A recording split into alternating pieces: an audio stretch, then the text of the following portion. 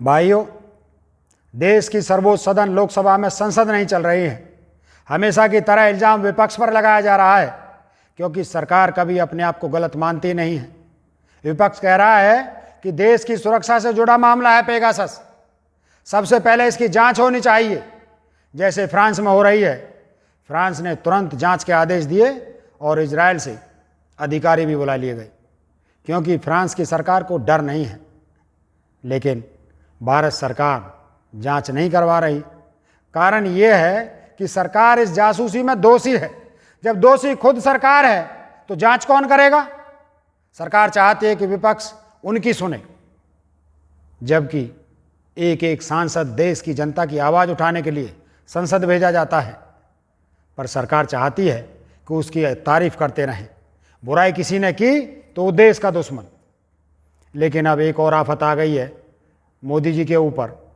आफत यह है कि सुप्रीम कोर्ट में एक याचिका दायर की गई है, जिसमें प्रधानमंत्री और गृह मंत्री पर सुप्रीम कोर्ट की अवमानना का आरोप लगाया गया है, और इसके परिणाम स्वरूप इन दोनों नेताओं को अपने पद पर बने रहने का अधिकार चला जाएगा। मतलब मोदी जी और अमित शाह जी को अपने पद से इस्तीफा देना होगा। संविधान तो यही कहता है, लेकिन अब देखना यह है कि संविधान की चलती कितनी है। मामला है दिल्ली पुलिस के कमिश्नर की नियुक्ति का। हुआ ये, मोदी जी के खिलाफ जितने बड़े बड़े आरोप थे, जहां जहां मोदी जी फंस सकते थे, प्रधानमंत्री पर महाभियोग लग सकता था, और जहां उनके विरोधी बेकसूर साबित हो सकते थे, उन केसों की जांच एक अधिकारी ने की।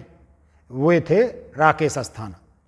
राकेश अस्थाना उन 20 अधिकारियों में से एक हैं जिनको मोदी जी शाह का करीबी माना जाता है। और कारण यह है कि इन राकेश अस्थाना ने ही मोदी जी को बचाया है। राकेश अस्थाना ने गोधरा कांड की जांच की, मोदी जी बेकसूर निकले। राकेश अस्थाना ने ही चारा घोटाला की जांच की, लालू जी को सजा दी गई। अहमदाबाद बम धमाकों की जांच हुई, मोदी जी जो जो चाहते थे वही हुआ।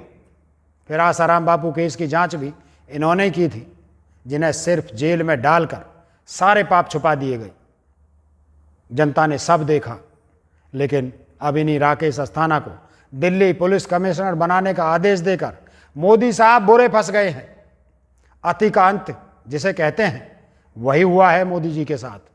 मामला यह हुआ है कि संविधान के अनुसार नियम है कि कोई भी नौकरशाह की नियुक्ति के बारे में संघ लोक सेवा आयोग, जिसे हम यूपीएससी कहते हैं, इस संस्था को जानकारी देनी होती है। और किसी भी अधिकारी की 6 महीने से कम समय बचे होने पर उसकी नई नियुक्ति नहीं हो सकती।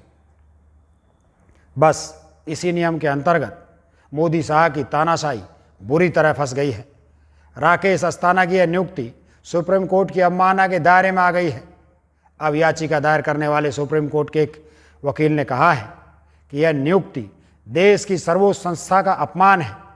याचिकाकर्ता ने यह भी कहा है कि जांच कम से कम 5 जजों की बेंच से होनी चाहिए, नहीं तो संवैधानिक संकट पैदा हो सकता है। देश की जनता से कहना चाहता हूं कि एक निरंकुश शासक हमेशा ही देश की जनता के लिए नुकसानदायक सिद्ध होता है। मोदी जी हमेशा से निरंकुश थे, आज फिर उन्होंने अपनी अकड़ में संविधान को भी अपमानित किया है। आप देख रहे हैं कि सरकार के हित में काम करने वाले अधिकारी राकेश अस्थाना को पिछले 3 साल के अंतराल में 5 अलग अलग पदों पर नियुक्ति की गई है, जो प्रशासनिक सेवा इतिहास में एक आश्चर्यजनक घटना है। एक अधिकारी इतना काबिल है कि बाकी सारे अधिकारी बेवकूफ़ बना दिए गए।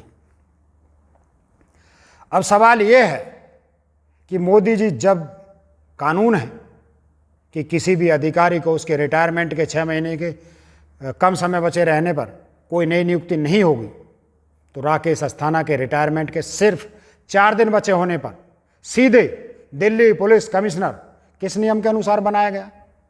राफेल के बाद पेगासस, अब एक और छछूदर मोदी जी के गले में फंस गई है, क्योंकि जो खुद को अमर मानने लगता है उसे ऊपर वाला कठोर सजा देता है।